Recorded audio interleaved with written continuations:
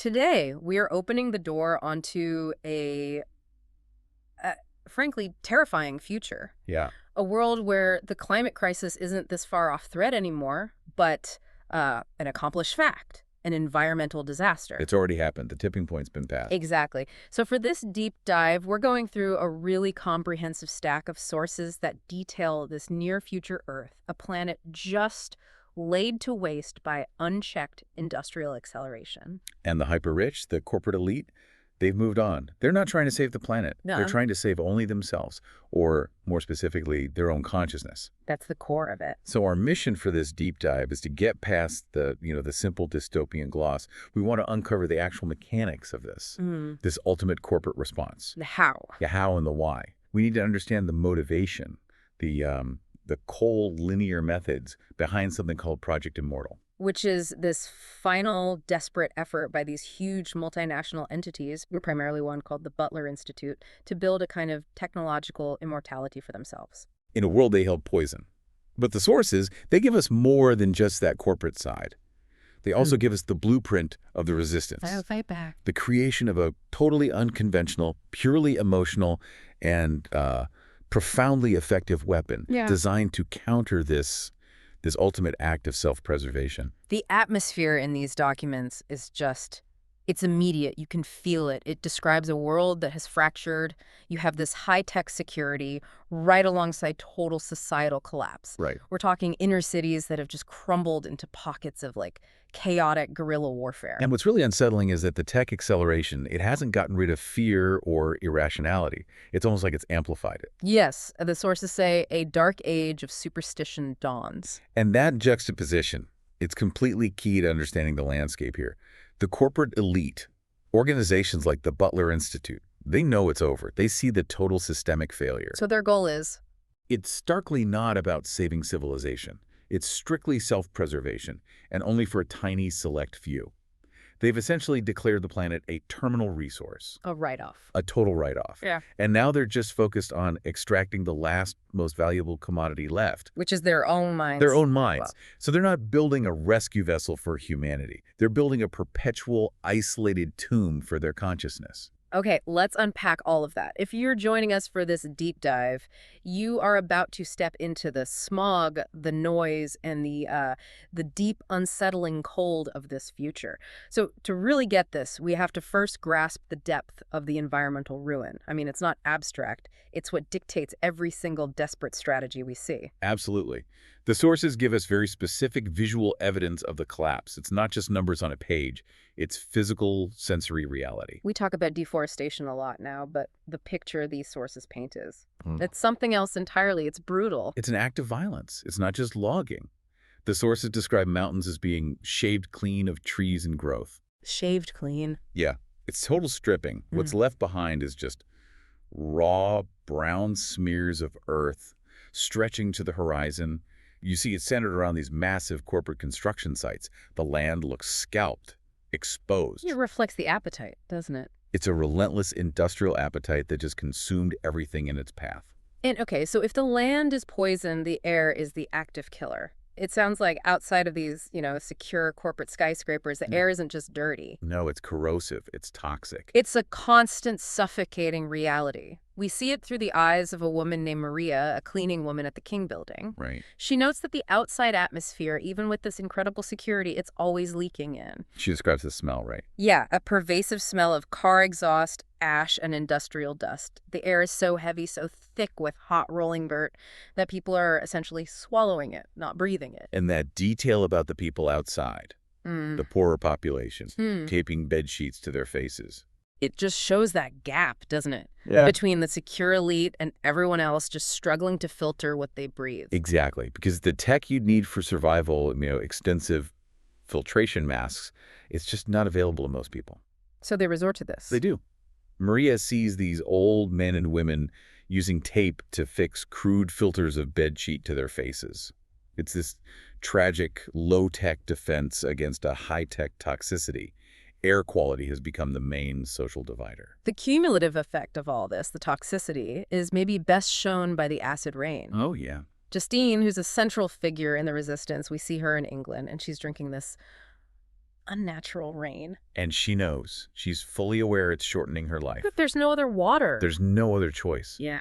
And the list of contaminants in that rain, it's just shocking. It's more than just acid, isn't it? It's like a chemical cocktail. A generational one. This rain gets blown across continents by these completely destabilized weather systems, and it contained tiny but measurable amounts of cadmium, dioxin, lead, and plutonium. Plutonium. When you look at that list, you realize these aren't just byproducts from one factory. This is the collected sins of a century of industrial disregard. So the planet has metabolized its own poison. It really has. So drinking that water, it's not just a desperate act. It's an acceleration of your own death, and yet It's the only option. it's the only option. And this pervasive toxicity, it leads us to this really cold-blooded consequence for the corporate world. The supply chain issue. The shrinking availability of what they call good stock. Yeah.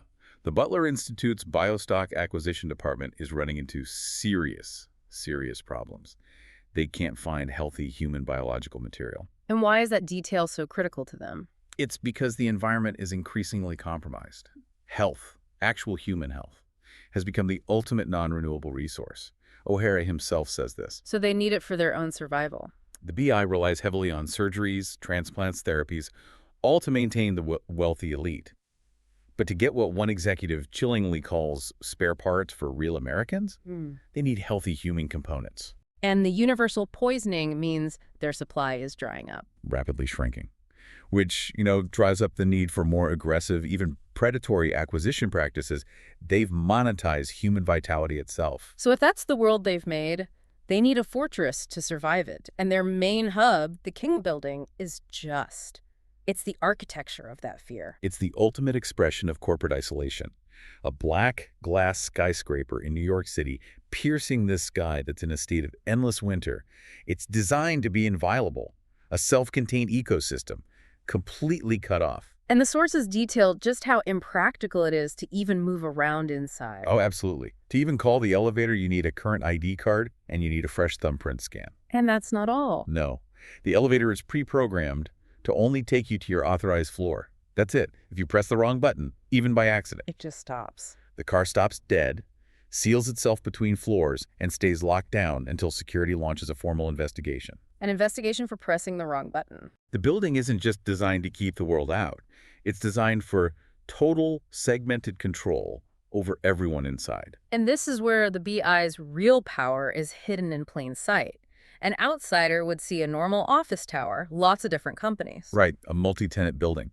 But the sources reveal the King Building is basically a single, vertically integrated monster. That's the crucial corporate insight. Maria, the cleaning woman, she eventually figures it out. The public directory in the lobby listing dozens of tenants from Amoco to Zenith. It's a fabrication. Total fabrication.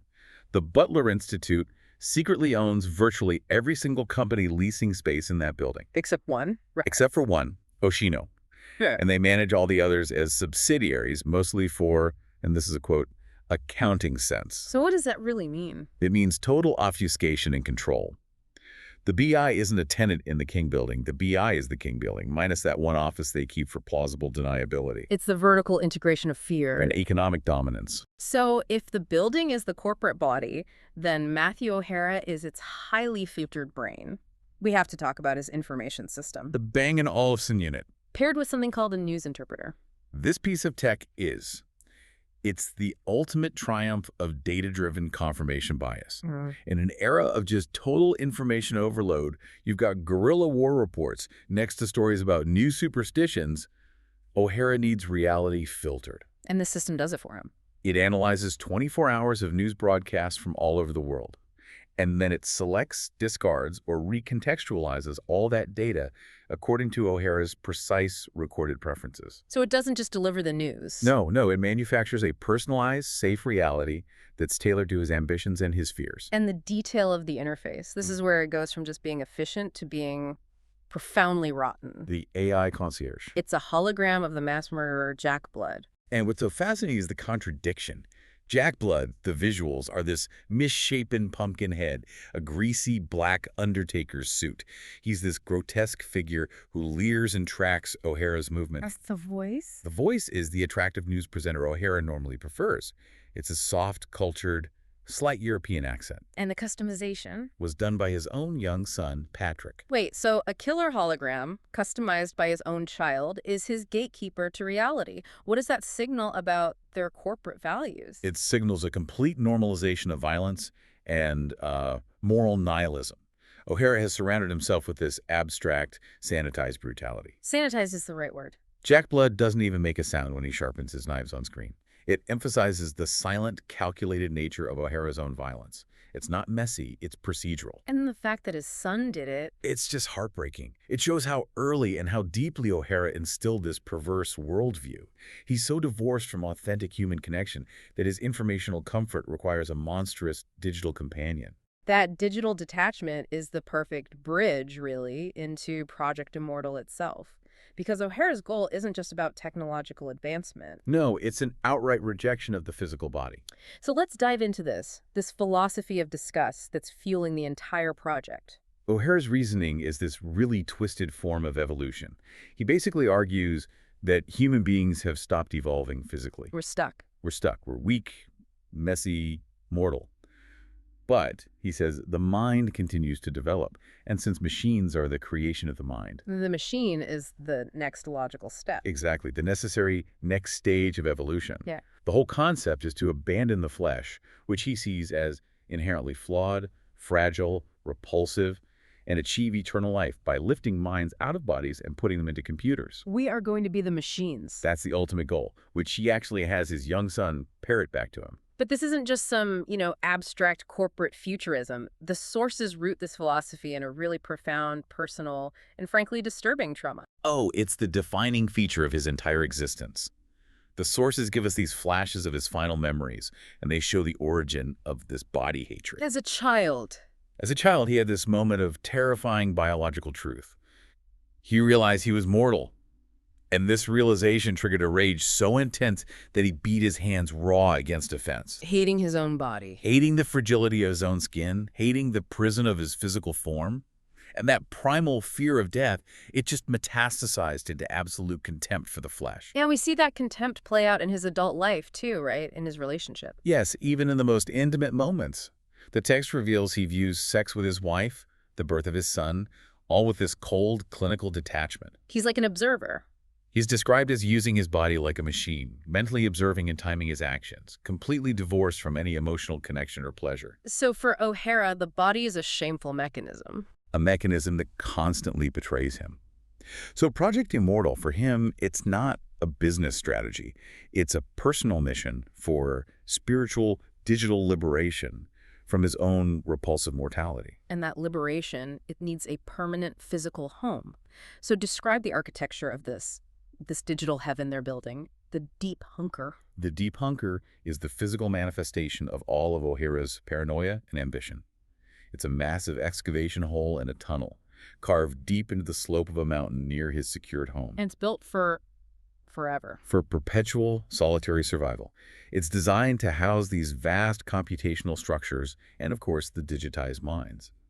But the key function is total self-sustainability. How so? It's going to contain generators that last forever and even more sophisticated maintenance machines that are programmed to repair the generator. And repair themselves. And repair themselves. So the goal isn't just digital immortality, it's immunity from entropy itself.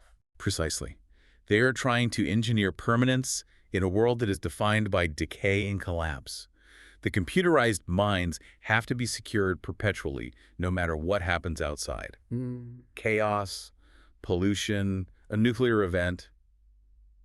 It doesn't matter. It's the ultimate expression of corporate control applied to biology and physics. It really is. Okay, so if that's the final destination, the immediate problem for them is finding the consciousness that can survive this transfer. And this is where the quest for psi power comes in. And this is where we see the Doctor expertly use disinformation against the BI's own ambition. A beautiful piece of strategy. It's a brilliant example of exploiting the corporate system's insatiable greed for unique resources.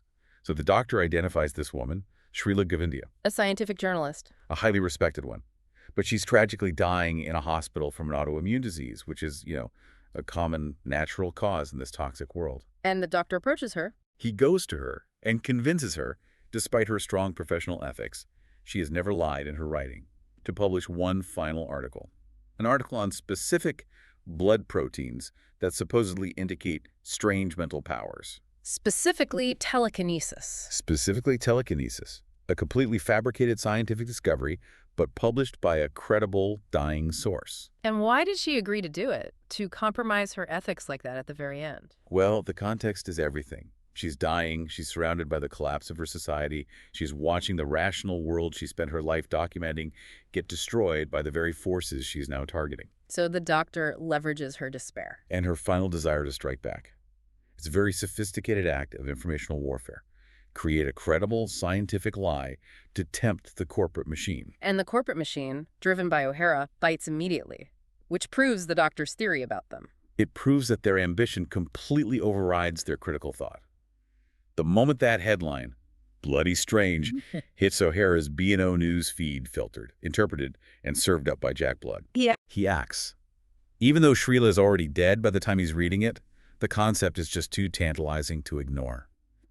He immediately issues a company-wide memo to Biostock Acquisition, Prioritizing this. making the search for these alleged psi-power proteins top priority. And the acquisition process he outlines is aggressive. Extremely aggressive. The memo orders that any positive stock found must skip processing and fly them straight out here from the King building. Bypassing all the usual checks and balances. All of them.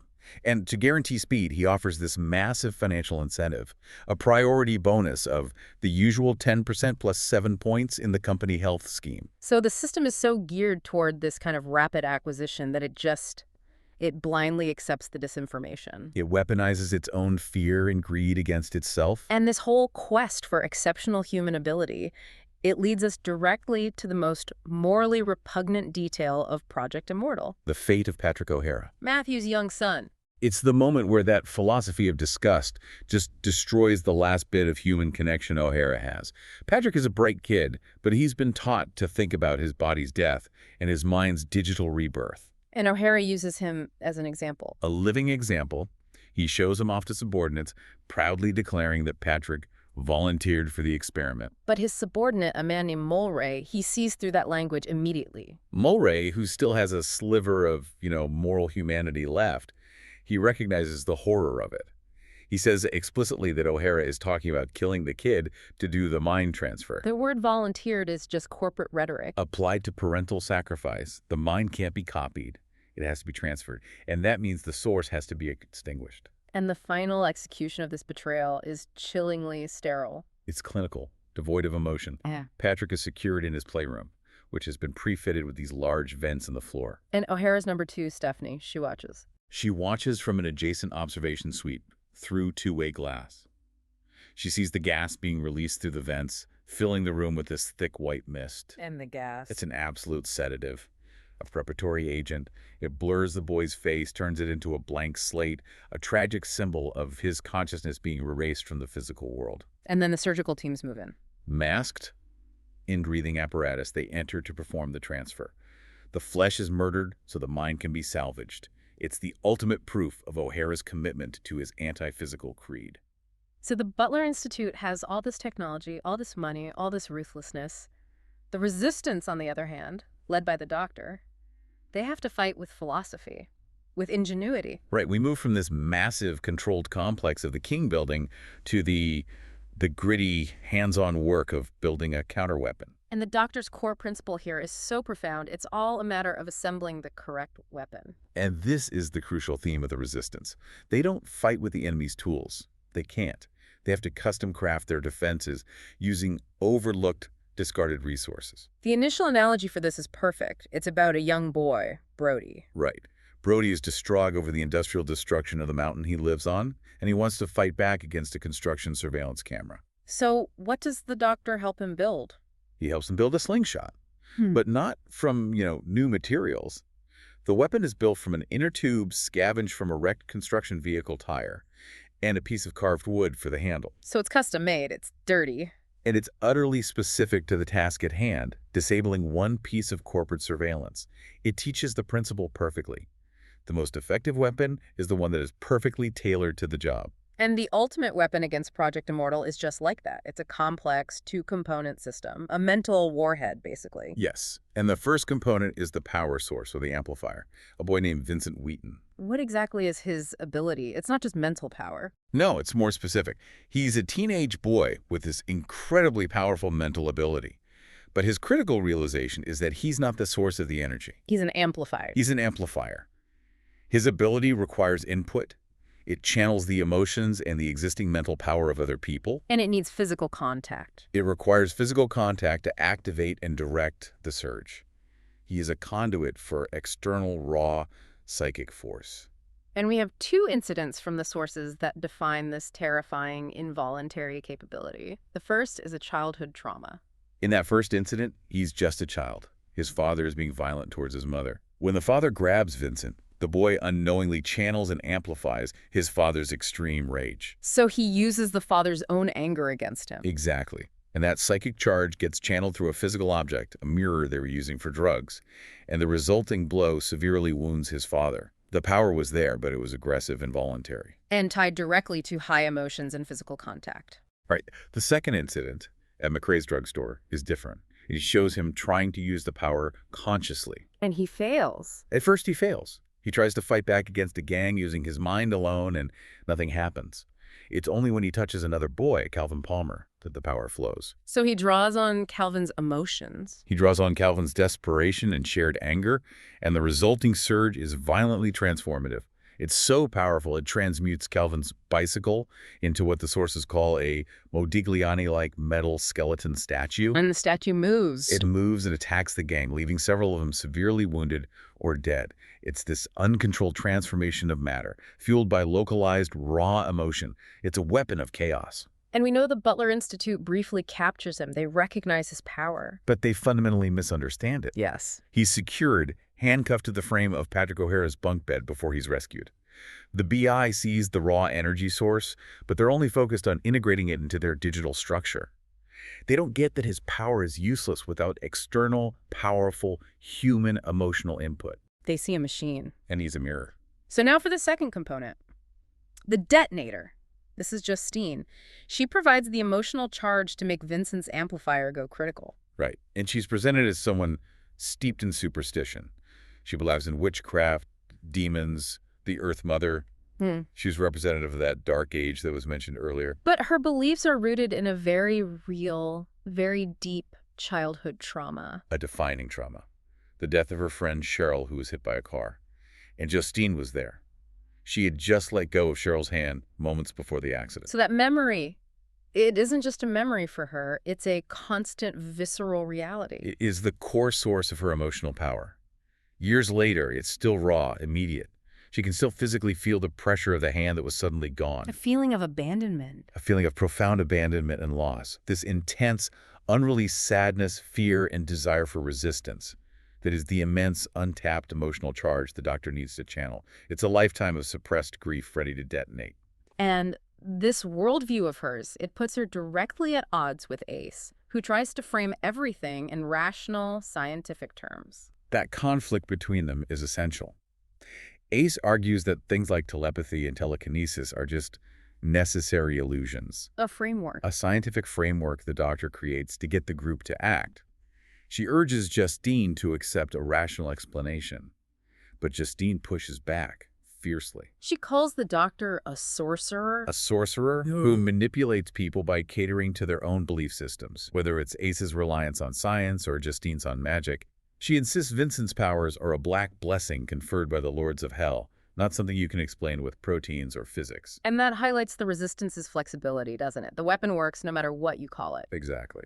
So how does the doctor physically unite these two components? It starts with a rescue mission and this mysterious black barrel in Turkey. Right. The doctor and Ace track Vincent down and rescue him from some Kurd mercenaries.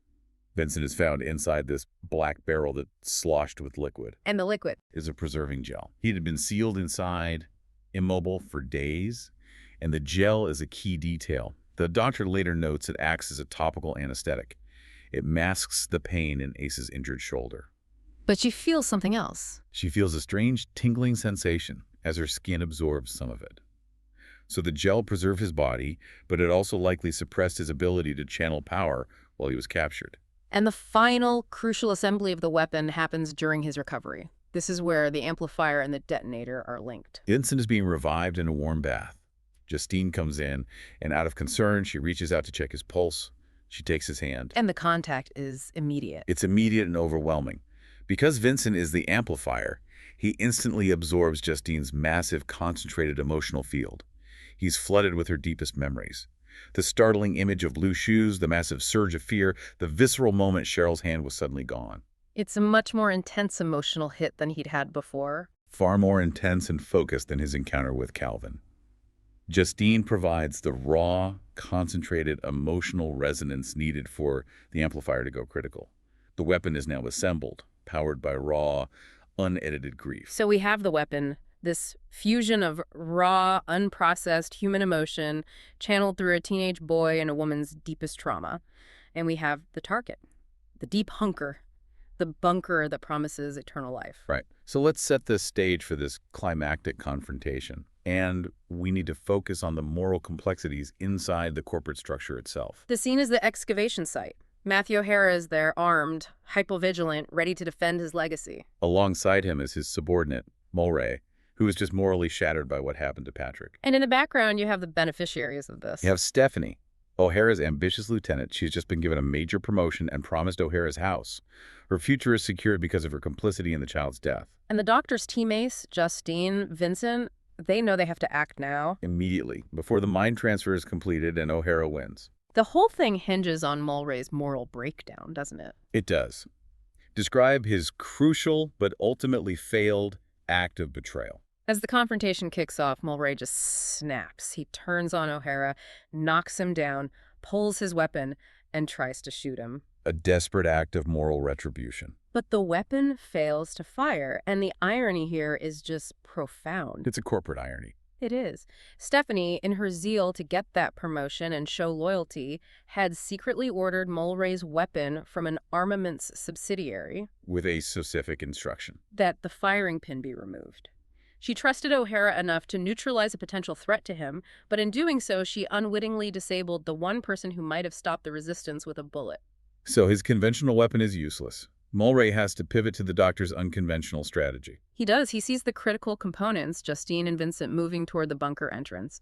In a final, desperate act, he grabs Vincent, the amplifier. And throws him. Throws him with full force toward Justine, the emotional detonator, and he just shouts, "Go!" He makes sure the two components collide. He completes the circuit. And the contact triggers the surge. This isn't a measured release of power. No. This is an explosion of channeled emotion. The moment Vincent and Justine collide and embrace, the power stored in Justine's trauma is instantly amplified. Vincent is just overwhelmed by her concentrated emotional state. The sadness, the fear. The keen sadness, the long-repressed grief, and now suddenly this simple, powerful joy of connection after a lifetime of isolation for both of them. And this fusion of feeling explodes outward. It does. And crucially, the sources imply the weapon's final destructive force isn't just internal, it's a feedback loop. It draws on the strongest emotional signature in the area. Which is Matthew O'Hara. Which is Matthew O'Hara's own deeply cold, flesh-hating emotion and his abject fear of mortality. The emotion that fueled the project becomes the fuel for its destruction. That's the ultimate poetic justice. His cold, calculated rejection of life is turned against him. So describe the physical manifestation of this emotional warhead. The surge manifests as intense, cataclysmic cold. A cold is described as being like permafrost, extending forever in layers below. The temperature just plummets. To unimaginable sub-zero levels, instantly. And this is accompanied by sledgehammer winds and the immediate formation of ice crystals. The effect on this ultra-modern, hyper-rational site is instantaneous and catastrophic. So what happens to the construction that was supposed to last forever? It's obliterated. Curved computer circuitry panels just peel off the tunnel walls as the freezing temperature warps the metal. All the sophisticated metal structures lining the excavation shatter into brittle pieces. And the tunnel entrance. The planned sanctuary for the digitized elite, it collapses violently, seals itself off with a massive landslide of dirt and rock.